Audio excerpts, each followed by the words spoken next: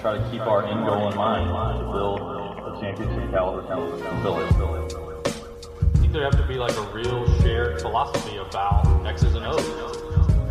Embiid on his first touch, right to work on Nene. You take that, Nene. Simmons up high, rebounds, and he can run. How about that pass? Philadelphia 76ers select Markelle Fultz. The Sixers win it! Hello, everybody, and welcome to Sixer Science. We are absolutely thrilled today to have special guest Spike Eskin Spike needs no introduction. Obviously, anybody who would be willing to listen to a podcast related to the Sixers surely already listens to the only Sixers podcast, The Rights to Ricky Sanchez, which Spike created together with Mike Levin. And, of course, I'm joined here by my colleagues at Sixer Science, and that is Eric Sidewater and Mike O'Connor of The Athletic, and, of course, producer Kevin Love. Spike, I just want to thank you so much for being here today. But more than that, I really want to thank you for the Rights to Ricky Sanchez and for just making it, for the process, and for making being a Sixers fan so incredibly fun these last few years. I think I am not alone in saying that normally when the team's not doing well, it's pretty painful to be a fan, but that I just got immense pleasure out of the Sixers over the last few seasons. And obviously Sam Hinkie plays a huge role in that, and other people play a role, but you guys were just crucial in creating a community that made it fun to be a Sixers fan. So I just want to say thank you from the bottom of my heart. Thanks. That's very nice to say. I think the internet and our persistence with it afforded us the luxury. I think normally what happens with bad teams is that it's not that people aren't interested. It's that, the percentage of people is low. So when people go to work or people go to school, they don't see the other people who are interested, right? So they feel like those people aren't there. And I think in some ways we ended up being a hub for those people to connect to each other. So it was a more than the podcast being good. I think we created a meeting spot for people, and we were a voice. So it makes me happy when people say things like that. So it's funny because you read the national media and they talk about the long-suffering Sixers fans. I'd be like, I'm not suffering. I read about the Sixers every day, and I think it's really fascinating what's going on. We're playing a bigger game. We're playing the game beyond the game. Yeah, I think somehow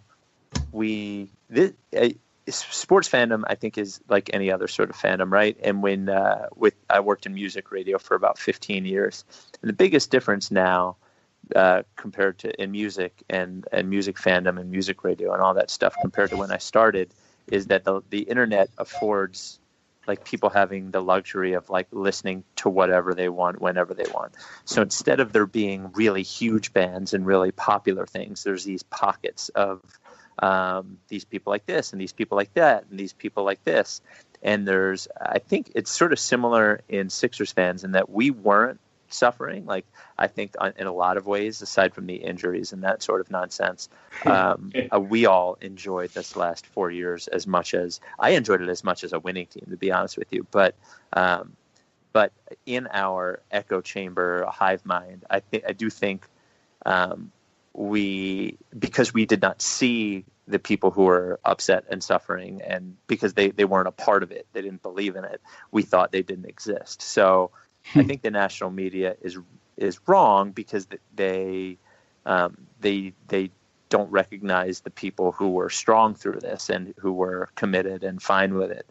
But I think on a lot of levels, sometimes we as a group are a little, you see this with politics too. Like you think the other side just doesn't exist or has no, just has no basis for even thinking the way they do. And if a team's going to average, 15 wins for 3 years, I think you're pretty reasonable in saying, I don't want to watch this. I think it seems pretty reasonable.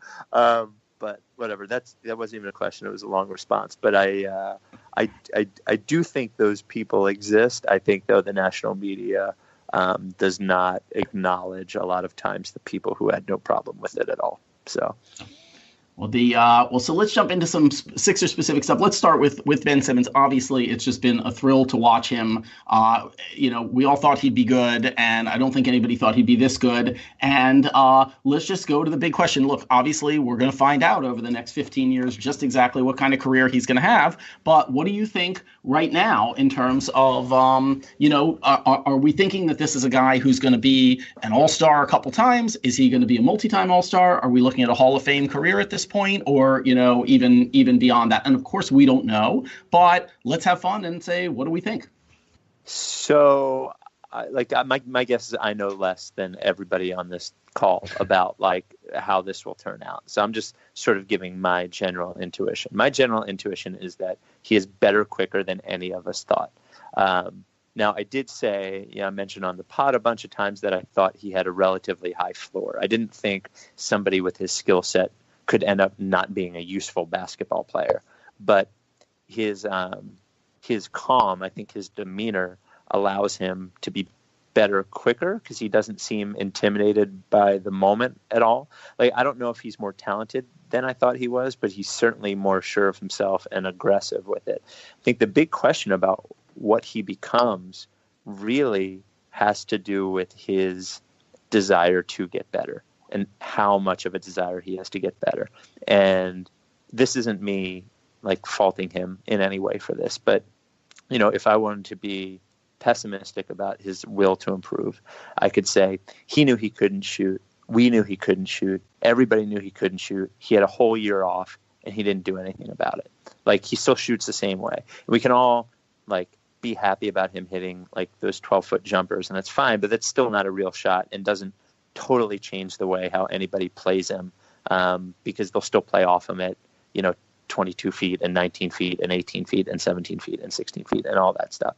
So I think the real question is if he has this, and we saw Nerlens Noel actually do that. We saw Embiid do that. We saw these guys become better shooters when they weren't playing basketball. That's probably the best time to become a better shooter because you don't have to worry about anything else. So it really, if he has that same hunger that the great players have, I find it hard to believe that he doesn't end up being a multi-time all-star and a potential Hall of Fame player. I find it, if he wants to get better, I don't know how he wouldn't figure that out, how he wouldn't end up being that guy. But if he doesn't, I do think there's a possibility that, when the playoffs come, him and my belief is his skill set, the way it is now, will be a lot more difficult to take advantage of, at least as it currently is. He's running up and down the floor, not quite as effective. At the end of games, he's not going to be, I don't think yet, he has the specific skill set to be the guy who has the ball at the end of the game. So that's a long answer, but I think it really has to do with him. I think his floor has shown us that his ceiling is pretty remarkably high, is top 5 player in the league sort of high. It just all depends on, how much he works on his game in the next 5 years. That would be my guess. I want to get the other guys in here, but I'll just say real quick that I did. I was sort of pretty high on Ben in the way that kind of I think most people were 3 months ago. But then a few weeks ago, we did a little study here at Sixer Science where we basically said, hey, who are the guys who get a lot of both assists and rebounds? And we said, well, if you want a guy who's got both, you can't just add them up, right? You have to multiply them so that, if you get 20 rebounds and 2 assists, that's only 40 multiplies to 40, but 7 of each is bigger than that, right? So we said, well, what if you multiply them and who are the guys? Because that's what Ben seemed to be really special in terms of we didn't know if he would score. We didn't know if he'd play defense, but we knew he'd get a lot of assists and rebounds. It's unbelievable when you look. The only guys in history who have consistently put up numbers 7 and 7 or 6 and 8 are all-time greats. It's not even just really, really good players. It's we call it the Kidd score now because Jason Kidd is the best ever at this, but the next best are LeBron and Magic and Larry Bird, and then there's Kevin Garnett, and you just go and Tim Duncan. It's just one incredible superstar after another, and that's why before the season we at Sixer Science were predicting, we're like, no, this guy is really going to be remarkable. Now, the only bad news that goes with this is it sort of says that Lonzo Ball actually is going to figure it out one of these days, which would be annoying. But Eric, Mike, Kevin, you guys got any comments on any of this? Or else, if not, Eric, you can pick up and talk about Joel a little bit. Yeah, well, first I want to talk about the transition offense article that Mike released this morning on The Athletic. I highly recommend everyone go read that. And if you're not a subscriber yet, it's the best investment you can make. So shameless plug right there. But I think, I wholeheartedly agree with a lot of what Spike said. I don't really have the same pessimism about his will to improve. I'm not necessarily saying you're pessimistic, but if he hasn't improved the shot, maybe there's a question mark there. But I think Brett Brown kind of said it, how, they may be pushing that back on the priority list, and they really wanted him, to finish better around the rim, and that was one of their main areas of focus. And I think he has diversified his attack in that sense. You've seen he's expanded his repertoire, finishing left and right. You saw at LSU, he was almost only finishing with his right hand, but now he has about 20% of the time he's finishing with his left. So that's another thing that's going to make it harder for the defense, to kind of key in on him and, try to force him into some of his weaknesses. So being able to go both ways effectively is going to remedy, guys sagging off him and forcing him to shoot that mid-range. And then that also gives them more space to operate, snug pick and rolls where they're just going down to the free throw line before they can start their pick and roll because the defender isn't high enough up to, deter that. And then you have him and Embiid working in a small space. So it's just deadly. So I want to pass it off to Mike, and he can kind of talk about his exploits in transition a little bit. But I kind of wanted to defend Simmons on the shooting issue.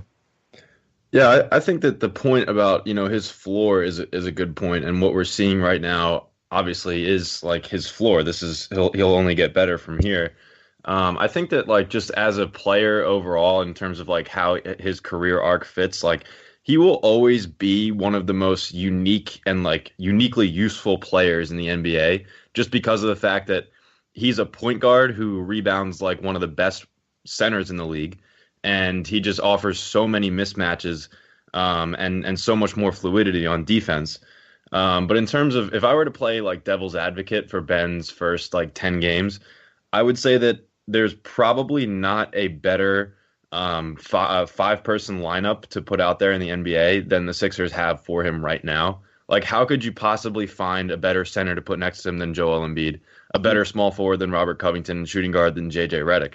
I mean, there's obviously room for improvement at the point guard, but like this is the perfect situation for Ben, and that's not the case with most rookies. So he's definitely inherited a king's ransom there.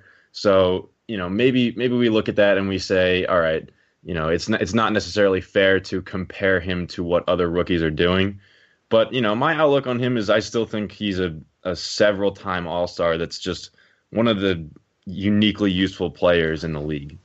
Well, to your point, I mean, I agree. If you'd stuck Ben on the Sixers of 2 years ago, and a lot of those assists are not going to JJ Redick or even Jared Bayless and Robert Covington, if they're going to, Jakar Sampson and James Anderson and whoever the fuck was on the team at that point. Bless their hearts. Yeah, I love all of them, love them to death, but it would have been a very different. But Jason Tatum's getting plenty of praise, and he's surrounded by I agree it is tough to compare him to other rookies that are in bad situations, but there are rookies in good situations too. Right. The other thing I think that I didn't expect was, and I very admittedly don't watch college basketball, so I don't know how I would have expected it anyway, but I guess just from the little I had seen of him, is defensively he's more versatile and he's quicker laterally than I expected, and he seems more advanced defensively and more willing than I expected. And I thought, well, we're going to cause mismatches on offense because who's going to guard him? That's going to screw them up. But I was like, I expected in a lot of ways, like, well, we're gonna run into problems too, but he seems like, you don't want him defending point guards all the time, but as long as it's not a JJ Barea or Yogi Ferrell or some tiny little fast point guard, a lot of times you can stick him on a normal 6'4", 6'5" point guard and not have a problem with it, and he can sort of switch 1 through 5, which is a an advantage that I didn't think we were going to have with him. Yeah, it worked. It worked against the Jazz pretty well. He defended Rubio for most of the game, and obviously it helps when you can go under every single pick and roll. Yeah. But Yeah. he has that lateral quickness. Like once he really figures out how to kind of squirm around screens, he'll be definitely capable of defending most point guards. I didn't, and this is a Jazz thing, but I don't know if it was us or them, but man, the Jazz like offensively, to my eye, really sucked. I mean, like they took, and I didn't look at charts or anything. This is just anecdotal, but it seemed like a lot of like early in the shot clock, long, like unnecessary jumpers. Like it didn't seem like they were running anything at all. And with as much as Rubio, they mentioned before the game, I hadn't looked at Rubio's stats. They're like, he's scoring more than he normally does. And he came out there jacking jumpers. Like, what is going on? Like, he's not good at it. What are they doing? For a good coach and a system that, a team that seemed like they mostly stayed the same except for Hayward not being there and Rubio being there. They looked really disjointed and gross to me. Yeah, Rubio looked like an alter ego out there with the man bun and the tattoo and the shooting sleeve and shooting from 17 feet. Like, I don't know what he's doing, but he's Rubio. I kind of think that game was an outlier because I had watched a few other Jazz games and they looked like a lot sharper than that. But actually, I wanted to ask if you guys are convinced about the Ben Simmons, TJ McConnell pairing, both of them out on the floor at the same time. It's been more effective than I thought it would be. It doesn't really I think the reason I like it the most is because they're both so interested in pushing the ball and that the pace seems so frenetic on offense. And I don't know what got into TJ this year. Not only is he better, he seems like crazier. He seems like he downs like a bunch of 4-hour energy before the game and he's on like hyperspeed or something. But they're both, they're both so willing in terms of their passing. And I think at least that they're both willing in terms of like TJ has that little thing where he'll run under the basket and his defender will sort of ease off because he thinks he's going to run back to the 3-point line and he turns around and shoots it from like 12 or 15 feet. So they're both shooting that sort of range jumper, and defensively it's pretty good too. It's probably their best, defensive point guard matchup with Simmons. They're like, I always like watching TJ, but I'm surprised at how little, at least so far, their lack of ability to shoot 3-pointers, except for TJ's one big game. Their lack of ability to shoot 3-pointers is hurting so far. Last I looked, TJ's hitting half his 3-pointers, and of course, so are like Bayless and Covington, and I guess that's the difference. If we're going to be that, if the shooters can shoot that well, maybe you can have two guys who aren't deep shooters on the floor at once, huh? Yeah, and I'm the last person to ever like subscribe to this line of thinking, but like TJ is just a freaking winner, man. Like he just like he can just like find a way to have a positive impact, like no matter what team he's on. It's kind of crazy. Like he just does so many little things. Like I wrote about it today in the piece about Ben Simmons in transition, but like TJ's figuring out that when he's on the court with Ben and he's defending guards on the perimeter, like as soon as a shot goes up, he can just go streaking down the floor because Ben's going to get the rebound and bring the ball up the court. It's just like those little things that TJ can figure out how to mesh with Ben that like, he's so heady and so smart that he just like finds a way. And I almost feel like gross saying that, but like it just works. It's true. And the other thing is I was I'm not impressed, but like glad to see that when he's on the court, it's not like Ben's like, hey, guy, I'm the point guard. I'm going to do this the whole time. He seems willing to let him do his thing a little bit. And I think part of it is, when you're a player and the ball doesn't stick to you, I think players like playing with you. And I think TJ is a guy who guys like playing with. And at least Ben knows I'm going to give this guy the ball, but that's not the last time I'm going to touch the ball. And it's been positive. I didn't expect to see Simmons so willing to, it seems like he pushes it. And if there's not anything there, if there's another point guard, another guy on the floor capable of creating offense, Simmons is willing to let him try.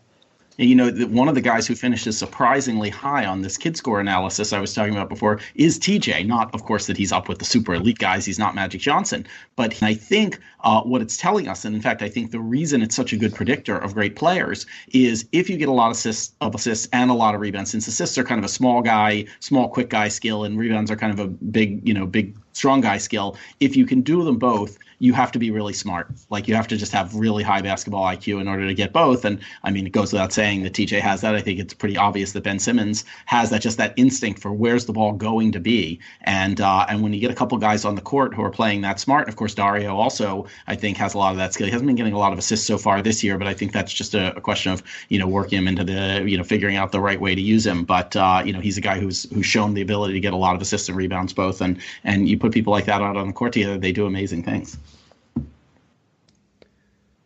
Yeah, I'm not trying to jump in. I was going to see if anybody else is going to do it. I agree with you. Dario still doesn't look, even though he's played better as a starter, still doesn't look right to me. Still, I know he's shooting 40% from three, but his shot does not. It's not ugly and it's not bad, but it's so flat it doesn't pass my eye test as a shot that can stay at 40% for the entire year. So I'm curious to see how that evolves.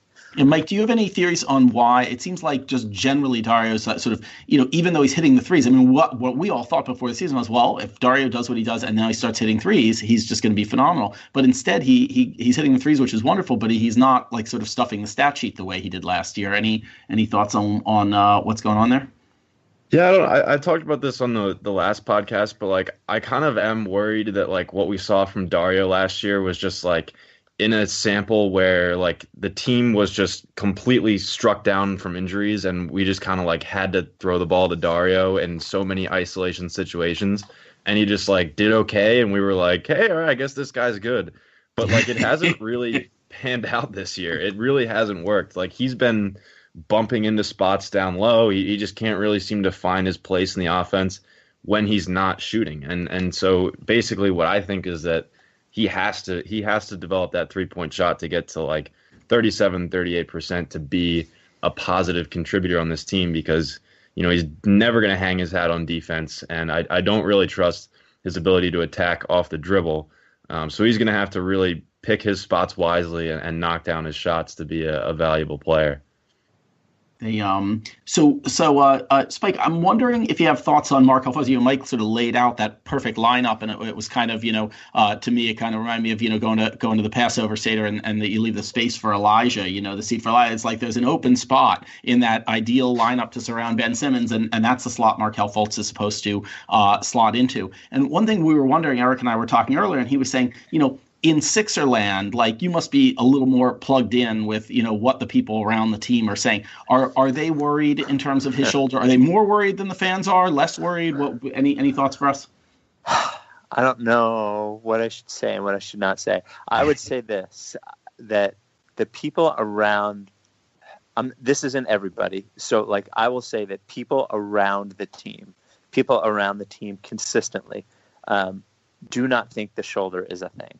Like it is I've not heard what they think it is, and whether it's a mental thing, but I have heard pretty consistently from more than one person that they do not believe that the shoulder is a thing at all.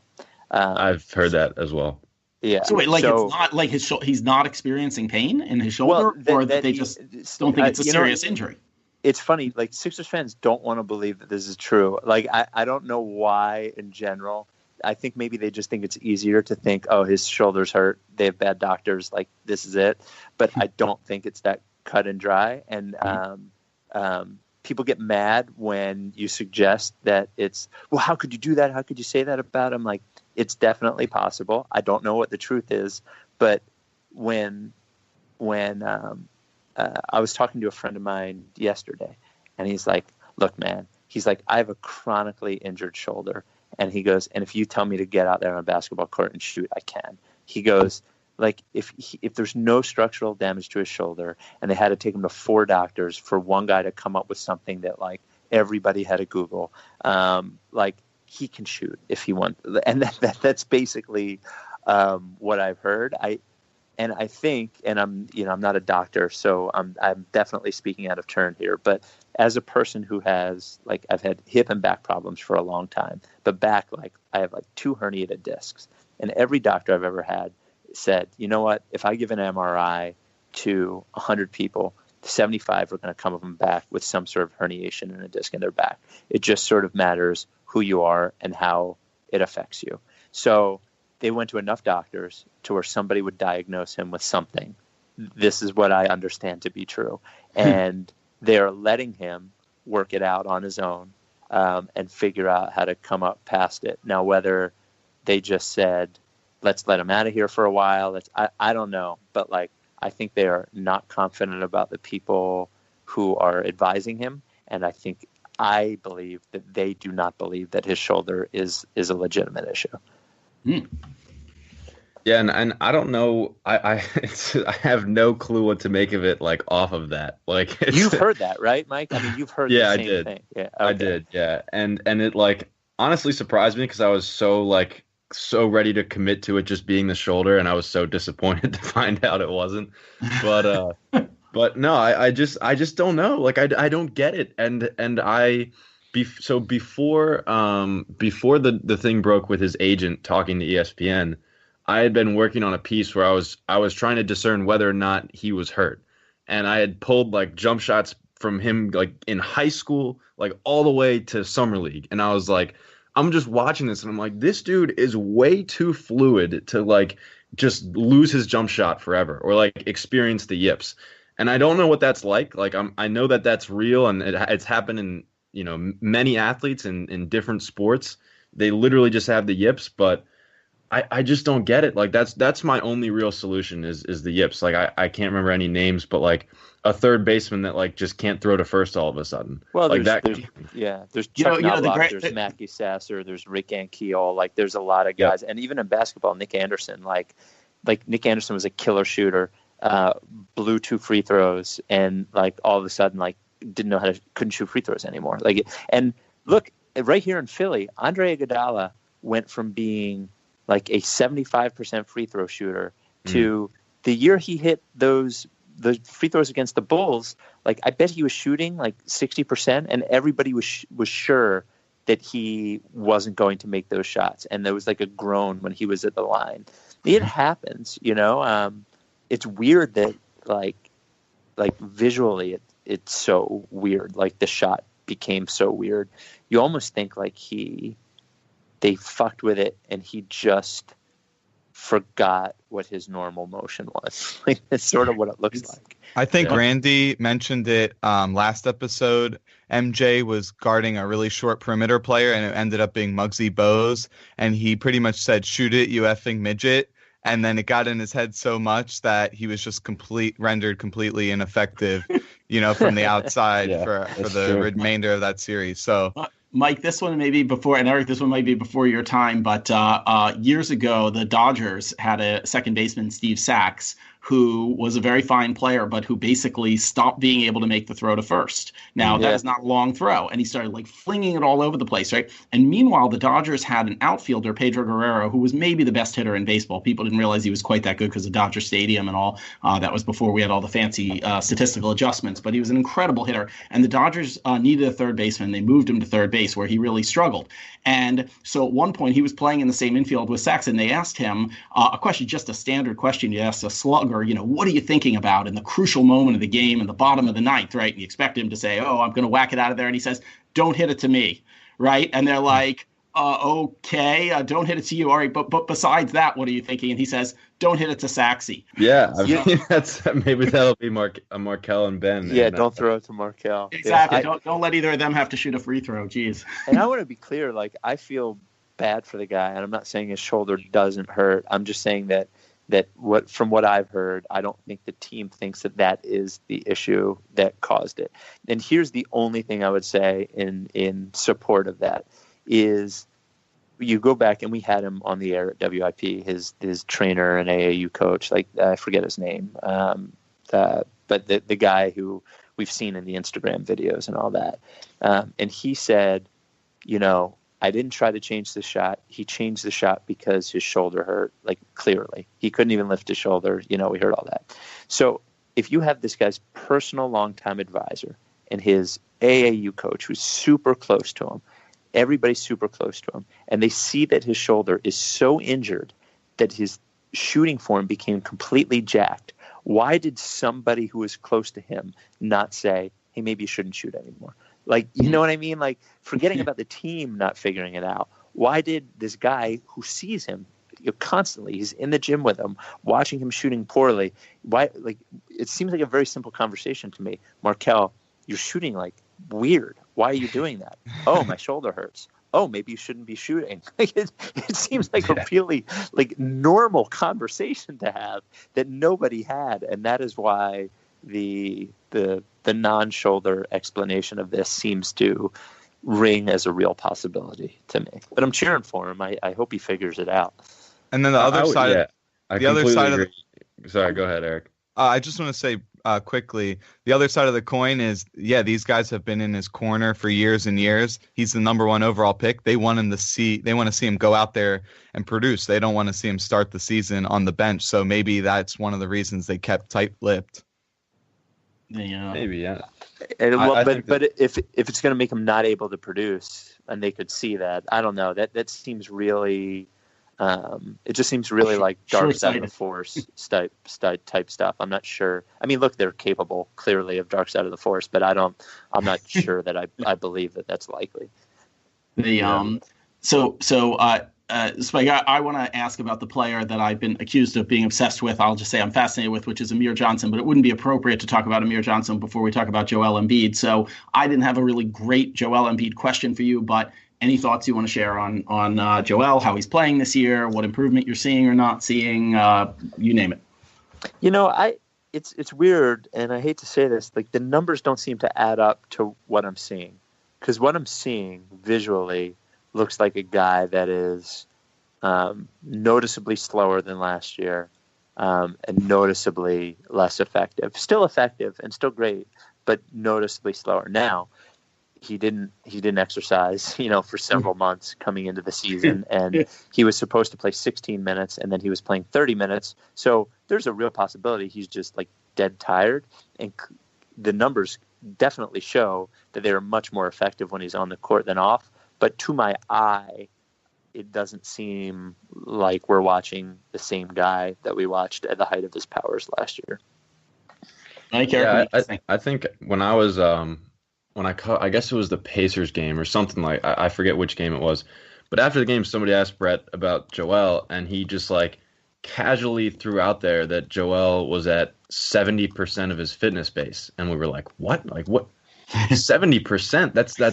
That's nothing. Like you might not be able to like play with that level of fitness base. And I also heard that he was up around like 280 pounds. He was like 250 to start last year. It's just and look, like you said, the numbers bear it out that he's a huge net positive for the team, and I think he's done a lot of great things. But I agree that he hasn't had the same pep in his step, the same mobility and peskiness on defense that we saw last year. Yeah, definitely not on defense. And on offense, he looks a little he's looked less, I guess, rushed, and on some level, I think he thinks he has to do everything every time he touches the ball, and that's probably a result of not playing very much over the last few years and wanting to prove something. But he's looked a little less of that the last few games. I want to see more of headband Embiid. Yes. That's how you know he's sweating, Eric? Is that the... Well, every time he's worn it, I just feel like he's been more active out there. So it's like the Kate Smith "God Bless America" thing. We always win when he wears the headband. Yeah, exactly. All right, so Spike, I got to ask you about Amir Johnson. So here's the reason that I've written about 100,000 words about Amir Johnson on Liberty Ballers in the last year, and even when he was on the Celtics, because as far as I can tell, this guy is a top 50 player in the NBA, and every piece of data I can find bears it out. I don't know if we mentioned that I'm legally blind, so I can't actually see the guys play. Now, I saw a lot of basketball and played a lot of basketball when I was younger, and then I sort of, my sight's gotten worse, and now I can't really see him. So I know that everybody who watches the play says he's a pathetic, creaky old man, right? But we've got three kinds of data on this guy. We've got these on the court, off the court stuff like you were just referring to with Joel, where every year for 12 straight years or whatever, he's just been a total dominator, including last year where the Celtics were like twice as good with him on the court as without. And then we've got, the sort of box score stats, which are great. He gets tons of rebounds. He shoots 61%. He blocks and steals. He does everything, right? And then we've got these hustle stats where Eric did this phenomenal analysis where you went and looked at like opponent's field goal percentage when he's the guy he guards shoots way worse than against the rest of the league. You look at deflections like Robert Covington, who's the best, but Amir is way up there. You look at screen set where he's just a total dominator. And I guess just putting this all together, what I want to say is, everybody knows the pick and roll is the most important play in basketball. He's a great screen setter, both by the numbers and I think even by the eye test, granting that I myself cannot do the eye test. And on defense, he's well known, and again, the numbers back it up, as a guy who is really good at switching and all that kind of stuff. And so isn't this just like back in the 80s when people didn't understand the left tackle was just as important as the running back? And this guy's just immensely valuable, and nobody understands it because his job is basically to be a blocker out there, and people don't see that that's as important as throwing the ball through the hoop. Don't fall for it, Spike. You spent a lot of time talking about Amir Johnson. You don't know the half of it, Spike. I think sometimes people forget what a thankless, not fun job setting screens is. It hurts. It takes a lot of effort to do it well. That's why you see so many guys, and we've seen them here a lot, not setting good screens because it's Vegan not. Ja. Vegan Ja does not set good screen.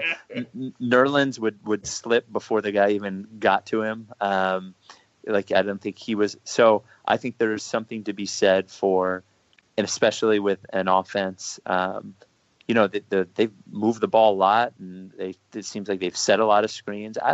He's fine. I guess. It is not just trying to move your prior a little bit here. But I understand you're not going to walk out of this interviewing saying, wow, no, I don't. He's the third or fourth best player on the Sixers. But if I can get you from thinking he's just a veteran presence to thinking, wow, he might be as valuable as JJ Redick, which is basically what I think, just considering it. I just want you to consider. I'm just saying, look, I listen on the radio, right? I listen to Tom McGinnis, and I can tell you like 4 times on the game in Utah the other night, right? Which, we outscored Utah by 20 when Amir was on the floor in that game, and he only scored 1 point. But there were at least 4 times when Tom McGinnis is like, JJ had no one within 8 feet of him because of Amir Johnson's screen on that play. But it just happened over and over again. And you're like, well, maybe the guy setting the screen's just as important as the guy taking the shot. Yeah, that's why we need Furkan Aldemir back. That guy said great. He was really good at that. I just he's only going to be here this year. He's cool. I don't have a problem with him. This is a new era where we let fucking 30-year-olds eat up minutes. So if that's the era we're in, then I'm all good with Amir Johnson. He doesn't get the Luke Bamute ire that people got, even though he was useful too. I think he's useful. He doesn't. When people get mad at him, I never feel that. I never feel frustrated watching him, actually. So I'm closer to you than. I certainly don't have your passion for him. But I said, I'm just moving people one inch at a time. Eric, why don't you pick one of these other questions? We're not going to be able to get through all these questions. We can't torture poor Spike all day. But why don't you pick a couple more to hit him with that are especially interesting to you? Okay. If you had to project where they would finish in the East, what seed would you say? Can I look at standings when we talk about this? So I can absolutely. We were tied for third, but I think Orlando won last night, so I think we're a half game out of third. And of course, one of the teams ahead of us is Detroit, who we know we're way better than. So just think like 2008 with the Celtics, Pistons, and Magic ruling the East. Yeah. The funny part is people are bragging. People are like, hey, we're the 3 seed, we're the 5 seed. I'm like, yeah, but the Magic and the Pistons and the Knicks are only a half game behind. I'm not sure that I buy any of this. But even the Nets are 4-7, which is the Bucks are only 4-6 too. So and the Lakers have the same number of wins we do. I mean, don't the Suns have 4 wins, right? I mean, I know that that's not our conference, but there's a lot of weird stuff going on. So I would say teams that will definitely finish ahead of the Sixers, the Celtics, the Raptors, the Wizards. Those three will definitely finish ahead of the Sixers. Not LeBron? Oh, and the Cavs. Yeah, the Cavs. I'm sorry, I was only looking at the top 8 and the Cavs. Yeah, exactly. You got to go deep nowadays. And I would bet by season's end that the Heat will also finish ahead of them. So the Heat over the Bucks then? Because they just got the Bucks aren't a playoff team. They just got I'm just Bledsoe. Yeah, so I would say 7 or 8. That would be my best guess. I think probably 7 or 8. Even as well as we're playing now. Look, I want everybody to shoot 50 and 40% from 3, but it seems like that probably won't happen. And it seems like history would suggest to us that at some point Joel Embiid's going to miss a couple of weeks, and that's going to be tough. I would guess that'll happen. Hopefully it doesn't.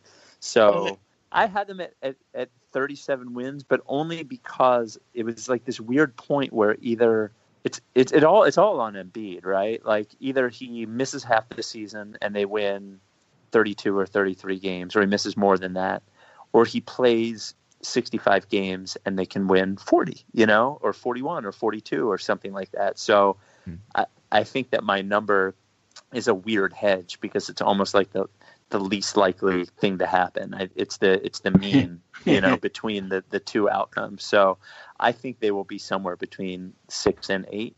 It does seem though, I want to say that the Magic and the Knicks aren't real, but the Magic are where they are because they're shooting a high percentage they shouldn't be, and so are we. So although Spike, remember Bodner did that piece a year and a half ago about Covington, where he basically said if you just look at percentages on each type of shot, like wide open or guy 3 feet away, Covington shot exactly like Klay Thompson, right? And it's just that Klay Thompson got to take every shot wide open because everybody's on Curry, and Cov didn't. So I mean, look, if Cov's at 50, obviously he's not going to shoot 50, but I think Cov might be for real at 40. I don't know. What do you guys who can actually see him shoot think? Does he look like a 40% 3-point shooter to you guys? Well, I'll tell you that there's a marked change this year, and it's not necessarily in his form, which there are minor changes to, but it's just the confidence in the shot, and it's almost to a fault where he's predetermined he's going to shoot it before he's even crossed half court. And that seems like a huge negative intuitively, but then it's like it helps his rhythm so much that he's just able to make it. So I'm actually starting to go on board of the Covington predetermine your shots as long as you make it. I'm fine. I thought Mike's bit on RTRS the last episode on that subject was just one of the best things I've heard you guys do. Like when he was just sort of talking about the way they just kept telling him just keep taking 10 shots a game and just step into it with confidence. And they told James Anderson the same thing, and he just couldn't bring himself to do it. And Covington just did it, and the fans yelled at him, but the fans were wrong, and the team was right, and Covington was right, and now he's got that confidence, and it's amazing. Well, he definitely looks different. Like he looks, and I've always been, and I've been right and wrong on a lot of guys, but I've always been a supporter of his. He definitely looks physically and mentally more assured and more stable on all that stuff. But I don't see, you look at him, the reason I always thought he'd figure out the shot thing is because when you look at his body of work as a basketball player, it's the one thing he's always been able to do. These other things that he does, like the rebounding and the defense, they're all new.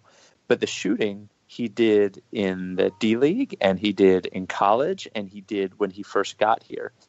And I think it was a lot of different factors that made it not the way it was. Part of it being the team, part of it being like sometimes you have an off year. We all think about Bayless as a good 3-point shooter, but he's had 32% years too. I think Robert Covington is a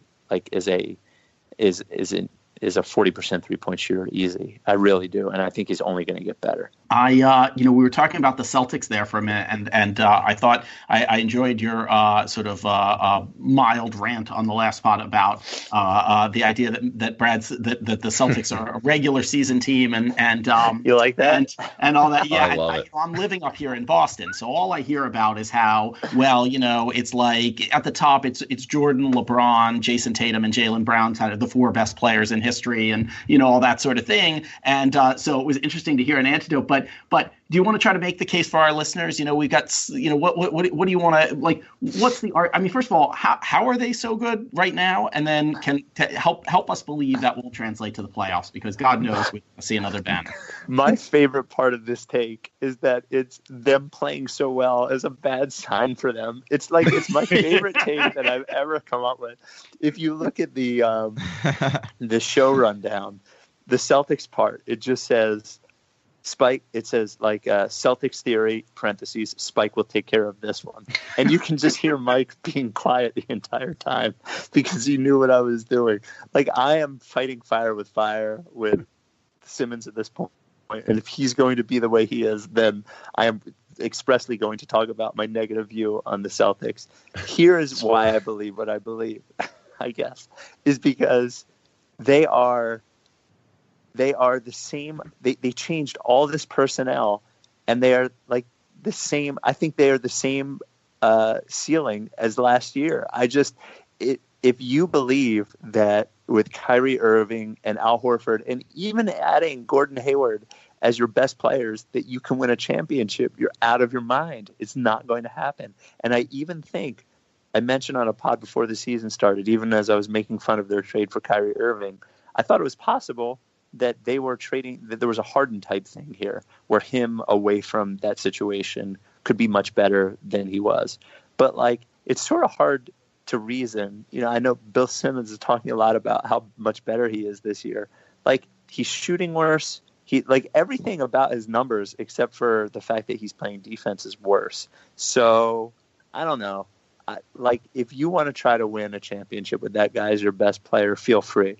But I still don't think they have any guy on that roster who is a top 10 player in the NBA. And you can't win a championship without a top 10 player in the NBA. So have fun spinning your wheels, Boston. Have fun with it. let me throw a few things out there. Are you guys buying that? And I want to add in this thing about Brad Stevens, because, look, I mean, I think what Brad Stevens has done this season is absolutely mind-boggling. I wrote a long article, and I put it up on Celtics blog, infuriating the Celtics people, saying, look, the Celtics have an ordinary roster here. Like, even with Gordon Hayward, I'm like, look, they've got one guy who's sort of top 6 at his position, and one guy who's kind of in the next group down, and one guy who's in the middle group. Like, it just looks like an average roster. Now, look, obviously, I have to take the L on that one. These guys, Jaylen Brown's playing much better than I thought he would. Obviously, even with Hayward now, Tatum's playing better. But what I said at the time was, even if that roster is average, if Brad Stevens is as good a coach as people say, they could win a heck of a lot of games. But what he's done is amazing. Even when he's got like Yabusele and Semi Ojeleye and all these people out there, they play like a team. It's really kind of amazing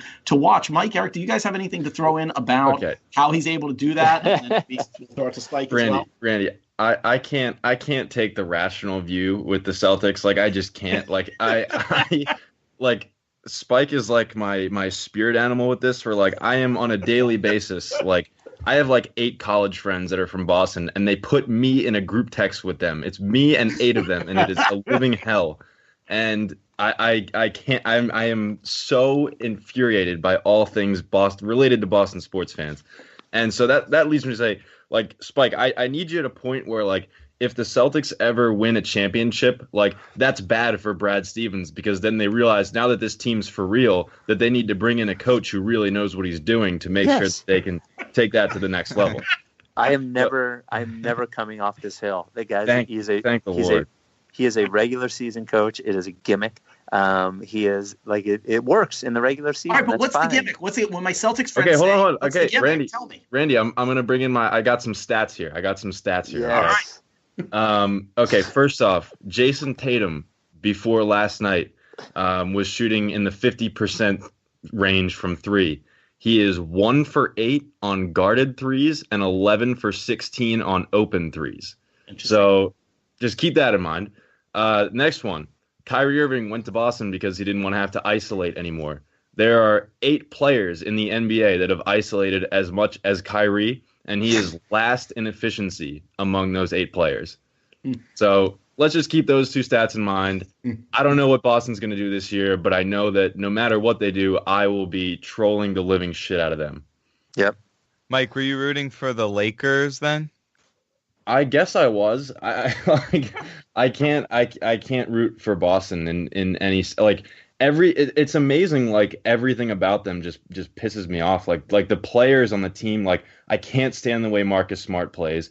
Aaron Baines throws more elbows than any player I've ever seen in my life. I am infuriated by everything related to the Boston Celtics.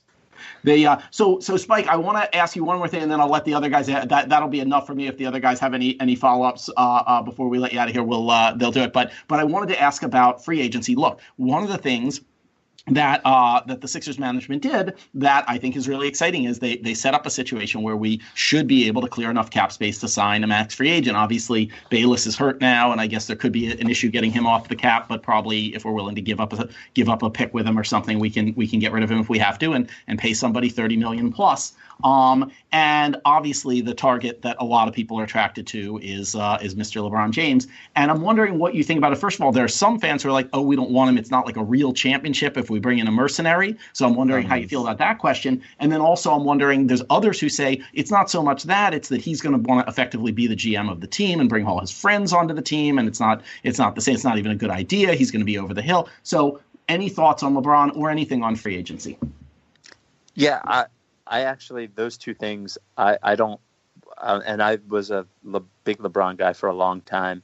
I don't want any part of it. Like, I really don't. I don't want, because this front office, his most successful era was Miami. And sure, he had a lot of talent on the Miami team, but I think that the reason he was most successful is that front office and that coaching staff would not roll over for him. It was a different time and a different era. And the only time they rolled over was as he was walking out the door. They drafted what's his name from UConn, that point guard. Shabazz. Like that. Yeah, Shabazz Napier. I don't. Do you think it's fun to be a Cavs fan right now? It's miserable. It's miserable, and and they have a chance to win. And it will be like, I think ultimately they will probably be fine. But all they're doing is sitting around waiting to see if he's going to leave or not. And I don't want, if he's going to come in and sign 1-year deals and all this, he's not coming here. That's the first thing. Let me explain. He's not coming here. He's going to the Lakers. He's not coming here. But I don't want it. I don't. And I do think I would have a hard time. We spend all this time, I want these guys to be the players. And if they want to sign a free agent or if they want to make a trade for Klay Thompson and get a guy who's one of those guys, that's fine. I just I don't know. I don't want the nonsense. I don't want the Instagram posts. I don't want the Twitter. I just don't want it. It seems miserable being a fan of his at this point if he's on your team. And I know that sounds crazy. I'm completely aware of how crazy that sounds. I would opt out. And is there anybody you do? I mean, if we hear Paul George, do you feel the same with him, or is he a different story? Just being a little bit less of an amazing guy makes it okay. I'd be okay with Paul George. I don't think he's coming here either. I think they cleared off all this cap space, and I don't know who the realistic target is, or if they go and I don't know. Or if an overpay of Avery Bradley is really what they want to do. And we all love Avery Bradley, but is Avery Bradley at 25? Avery Bradley's my reverse Amir Johnson. He's the guy to figure out why people think he's so good. I guess he looks good and he runs around a lot. I guess that's the thing, right? People like guys who run around all the time. They're he must be good. He's running all the time. Amir's just standing there. But I don't know. If you know where to be in the first place, maybe you don't need to run so much. Yeah, but the Pistons are 8-3 though, Randy. Must be Bradley. I give him kudos. All right, kudos to Avery. Look, there was a good case made to me by a couple people that said the thing with Avery Bradley is he's great at guarding the point guard, and the problem on last year's Celtics was Isaiah had to do that because he was too short to guard anybody else, and then Avery had to guard these 6'6" wings, and he's just not up for that challenge. But if you put him in the right situation, he's terrific. So I'm not giving up on Avery, but this is but it's why not us? I mean, let me just say it seems to me, look, my forecast for this year is a little higher than yours, given the way we've played lately. I think we could be up at 45 wins plus, which would put us up against a first-round opponent that isn't necessarily any better than us. And, if we win one playoff round and we're doing it with these incredibly young guys and Markelle figures out what's up with his shoulder and everything else, if you're LeBron, wouldn't you look at us and say, well, if I join that team, we'll easily win the East and have a shot in the finals with Joel and Ben and all those guys on my team. And if I go to LA, I'm screwed, right? I probably won't even get out of the first round. Wait a minute, but any team he goes on, they're going to win the East. Like, why wouldn't he go to? Yeah, but if he goes to LA, he won't be in the East. But LeBron cares about legacy. He cares about like optics and legacy and all of that nonsense. And there's nothing like about the optics and legacy of going to the Sixers to that like makes the legend of LeBron James better. Like he will. I think the Lakers. I think what would be a great story? The Lakers would be a great story. The Spurs would be an interesting story. Staying in Cleveland would be an interesting story. But Knicks. All right, the Knicks would be an awesome story, right? That would be an awesome story. All right, so let me grant you that, but then why not Paul George? I mean, why would Paul George be like, oh, if I stay in Oklahoma City and get beaten in the first round, that's like just a way better thing to do than to come to Philadelphia, which, obviously we love Philadelphia, but even if Paul George doesn't love Philadelphia, I mean, it's an hour from New York, and he's got a real shot to win a title playing with this group. It's not an hour from New York? New York. Yeah, but right? He can't win a title there. That team isn't going anywhere. They don't have Ben and Joel, right? Yo, man, Kristaps Porzingis is pretty good. And if I'm Paul George, I probably mesh a little bit better with Kristaps than I do with Ben Simmons. That's Paul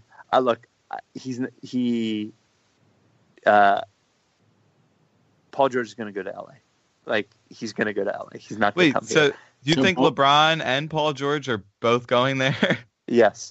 Wow.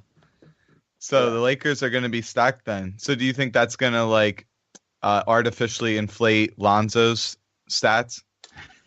Well, it would have to. Anyone who plays with LeBron gets a bump, right? Yeah. I don't know. The Celtics fans all say Kyrie was held back by playing with LeBron, that they had to unleash Kyrie by getting him out of there. Yeah. All right, Eric, Mike, you got any last questions in our rare opportunity to get to ask Spike stuff, or Kevin, if you want to throw anything out there? Oh, I have two little quick things. They could be even yes or no answers. Okay. The first would be, is T.J. McConnell the most valuable player in the NBA with zero trade value? I don't think he has zero trade value. He's got a $1.5 million option next year. I think he's got actual trade value. So I don't think the question works. I also think somebody's going to throw him Dellavedova money after his contract's up. Yeah.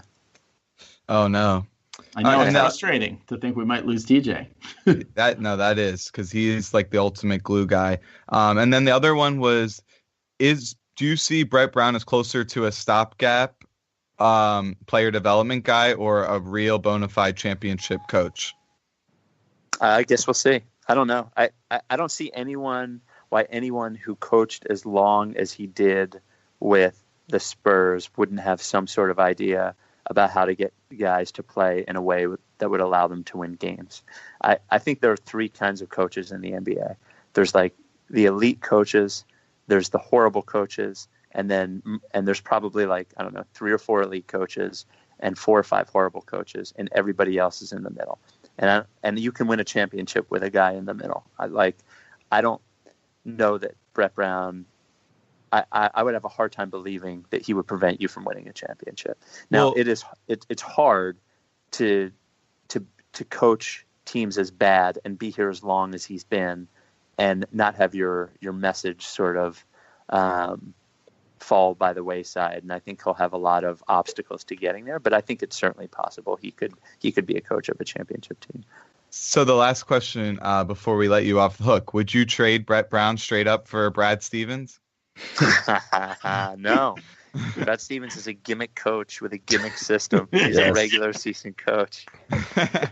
Fantastic. Even if he wins a championship. Yep. I don't think they're winning it this year. I'm with you that they just don't have the talent. I think he deserves a ton of credit, and obviously they have more talent than I thought they did. But I'm with you that it's hard to see that team having enough talent to win it all. But I guess we'll see. That's why they play, and we'll listen. Spike, thank you so much. It's just so kind and generous of you to come on our little nascent podcast. Keep up the great work at Right Ricky Center. It's really, all of us are thrilled that you guys are kind of going mega in the way that you are. It's wonderful to see the world appreciate talent and quality. And so thanks for everything today and in the past and future. Thanks.